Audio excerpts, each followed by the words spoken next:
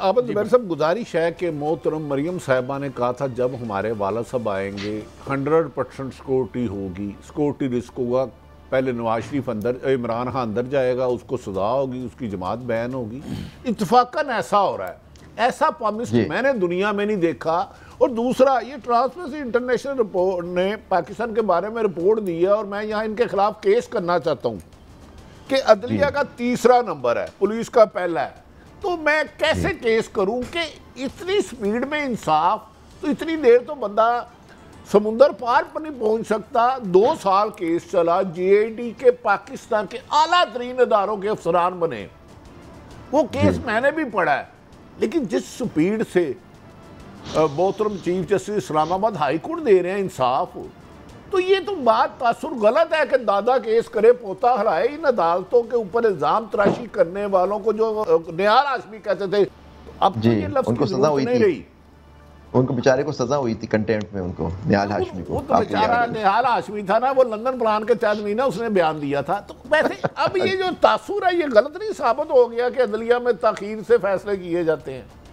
नहीं, बिल्कुल आप सही कह रहे हैं, बिल्कुल ताखीर। इस्लामाबाद हाई कोर्ट ने बिल्कुल आप सही बात करें, एक नज़ीर कायम की है कि जल्दी फैसले होते हैं। लेकिन आप भट्टी साहब, आपसे एक शिकायत है, आप खुश नहीं होते जब अदलिया डिले करती है, आप कहते हैं कि वो देर से कर रही है। अब जब जल्दी फैसला कर रही है तो आपको उसमें भी शिकायत है। आप खुश कैसे होंगे सर, ये मुझे बताएं। आप खुश होंगे अगर जो ताजीबी कार्रवाई की जाए जिन्होंने ये गलत केस बनाए थे। जो रेडी बान है, जिसकी 3 मरले की जगह कब्जा हो जाता है और वो बूढ़ा हो जाता है, उसे इंसाफ नहीं मिलता। मैं खुश होऊंगा कि किसी क्लाइंट को 5 करोड़ वकील के बगैर इंसाफ इतनी तेजी से मिल जाए। मैं खुश होऊंगा कि फेस की बजाय केस देख के फैसला किया जाए। मैं खुश होऊंगा कि जिन्होंने इस मुल्क का 1 अरब रुपया ज्यादा इस जेआईडी पे लगा था, जितने उन्होंने बाहर विजिट किए थे, उनकी तनख्वाहों से पैसे काटे जाए। इतने मासूम, इतने इनोसेंट आदमी जो रोटी को चोची कहते हैं, उन बेचारों को फ्रॉड का पता ही नहीं, मेफेयर फ्लैट उनके है ही नहीं, उन्होंने हर सबूत दिया, तो आपने उनको सजा दे दी। उन सब जज साहबान से बात और अफसरान को बुलाया जाए कि किस बेस पे जिसका नाम ही शरीफ है तुमने उसको सजा दे दी। चले ये मेरा ये एहतजाज है। बिल्कुल, मैं आपकी बात की तायद करूंगा सर, आपकी बात की तायद करूंगा सर। अच्छा ज़ुबैरी साहब, ये फरमाएं कि क्या कोई कानून में ऐसी नज़ीर भी है या एक ऐसी प्रोविजन है कि जो इस तरह से फॉल्स केसेस में लोगों को इम्प्लीकेट करते हैं और बाद में अब जिस तरह जुल्फ़िकार अली भुट्टो साहब का, I think it is little bit late, क्योंकि जुल्फ़िकार अली भुट्टो साहब तो एग्जीक्यूट हो चुके हैं, आई थिंक स्लाइटली लेट ये फैसला किया हमने, तो वो उनको कोई तादीबी कार्रवाई नहीं हो सकती जो इस तरह के फॉल्स केसेस में हमारे पॉलिटिशियंस को इम्प्लीकेट करते हैं? कानून के अंदर आपको एक मलेशियस प्रोसिक्यूशन कहलाता है कि अगर आपको किसी केस के अंदर आपके खिलाफ केस बनाया गया और आपकी उसमें बरियत हो जाती है और वो झूठी बुनियाद पे केस बना होता है, तो आपके पास राइट है कि आप जाके डैमेजेस क्लेम करें। तो ये आपका बिल्कुल होता है, इट्स कॉल्ड मलेशियस प्रोसिक्यूशन, कि आपकी प्रोसिक्यूशन ही मलेशियस थी, बदनियती पे मबनी थी। तो ये उनके पास हमेशा हक होगा, नवाज शरीफ साहब जाएं, उनको केसेस फाइल करें, और जिन लोगों ने उनके खिलाफ ये सारे केसेस बनाए या उनको हो गया कि आज उनकी बरियत हो गई है, तो उनके खिलाफ केसेस करें और क्लेम करें डैमेजेस। वो जितने अरब रुपए आप कह रहे हैं वो सारे उनसे मांगें जाके उनसे, क्योंकि उनकी अब बाइज्जत वो बरी हो गए सर आज। जी बड़ी तो अच्छा, गुजारिश ये है कि एक तरफ तो साबिक वजीर आजम को इतनी स्पीड से इंसाफ मिला, एक तरफ एक इमरान खान भी हैं, उनके कहते हैं जी आपका ट्रायल भी जेल में होगा, चाहे तोशाखाना हो जेल में होगा। साइफर माफी चाहता हूँ, मैं सिफर को साइफर मिक्स कर गया क्योंकि है तो सिफर ही ना, लेकिन सिफर और साइफर में क्या फ़र्क है? सिफर सिफर होता है, सिफर सिफर होता है, बेशक आगे साइफर लगा लो, पीछे लगा लो, बीच में तो सिफर है ना। अच्छा, गुजारिश ये है, उनका तोशाखाना भी जेल में, उनका साइफर भी जेल में, इलेक्शन कमीशन का ट्रायल भी जेल में, कम से कम 180 से 200 मुकदमा जज साहबान को जाना पड़ेगा। क्या वजह है? एक मुल्क में 2 कानून है या वो केस ही इतने संजीदा है कि उनकी जेल के अलावा नहीं? आज तो नवाज शरीफ को तो बड़ा प्रोटोकॉल दिया गया है, बड़ी शान शौकत से गए वहाँ। देखिए, वक्त वक्त की बात होती है सर हमारे मुल्क में। आप देखिए, अब आप भुट्टो साहब का खुद का आपने अभी केस का जिक्र किया, शहीद भुट्टो साहब का, उनका केस भी देखिए किस तरह से वो फैसला आया, आपने कहा एग्जीक्यूट हो गए, वहाँ एक इंसान की जान चली गई, वो वापस कभी नहीं आएंगे सर। और उसके साथ 4 और लोग भी फांसी चढ़े थे। तो तो ये देखिए ये एक अदालती एक नाइंसाफ़ी थी, बहुत बड़ी नाइंसाफ़ी हुई थी।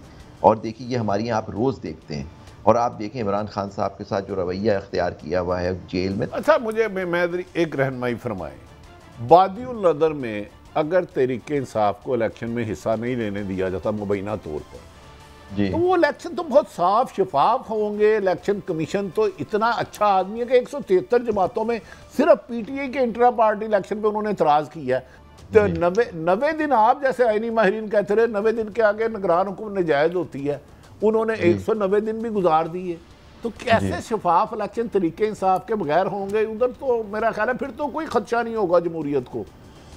नहीं, बिल्कुल आप सही कह रहे हैं। हमारे यहाँ इलेक्शन जो होंगे वो सिलेक्शन होगी, और इलेक्शन पता नहीं हम लोग क्यों इतने परेशान हैं इलेक्शन के लिए।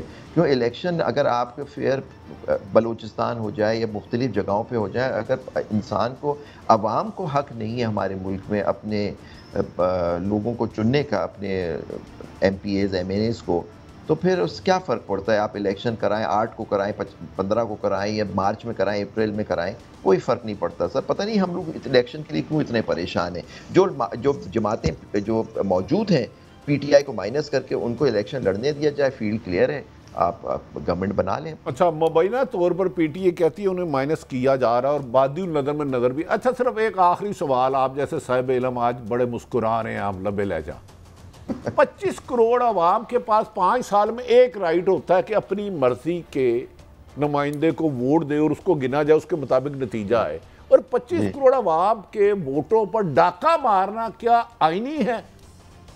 मैं कहता हूँ बिल्कुल आईनी। आपको याद है सर, मुझे तो आप तो बड़े इतने साहिब इल्म हैं, वो हबीब जालिब साहब की जो थी ये 10 करोड़ आवाम, उस ज़माने में शायद हमारी आबादी 10 करोड़ थी, वो जहल का लफ्ज़ इस्तेमाल किया था उन्होंने। तो मेरे ख्याल से हमें आज हबीब जालिब साहब को पढ़ना चाहिए सर, जो उन्होंने इस बारे में क्या कहा था। देखिए, तो हबीब जालिब और फैज़ को आजकल पढ़ रहा हूँ, लेकिन बोलने की हिम्मत नहीं है। अरशद शरीफ खो दिया है। आप सही कह रहे हैं। आप देखें दोनों फैज़ अहमद फैज़ साहब का और हबीब जालिब साहब का क्या अंजाम हुआ और क्या उनके साथ हुआ। अच्छा, आप सब मेरे एंकर नाराज हो रहे हैं। अच्छा, सिर्फ एक सवाल, अरशद शरीफ ने अपनी जिंदगी में उमर अताब बंदयाल को जज साहब को लेटर लिखा था, मेरी जिंदगी को खतरा, और उसमें मेरा भी नाम था, और वही सिलसिले आज भी जारी हैं। अगर जुल्फ़कार अली भट्टो की फांसी का केस हम सुन सकते हैं, सुनना चाहिए, अच्छी बात है, वो कौमी लीडर थे और पॉपुलर लीडर थे, क्या अरशद शरीफ के केस पे भी फायद ईसा सब नजरसानी कर सकते हैं कि किसने मुकदमा दर्ज कराया और किन किन सहाफ़ियों को थ्रेट थे? कोई हो सकता है आईनी तौर पे गुंजाइश है कि नहीं आइन में इसकी? देखिए वो केस तो टेकअप किया हुआ है सुप्रीम कोर्ट को, उसको लगाना चाहिए, बिल्कुल चलाना चाहिए।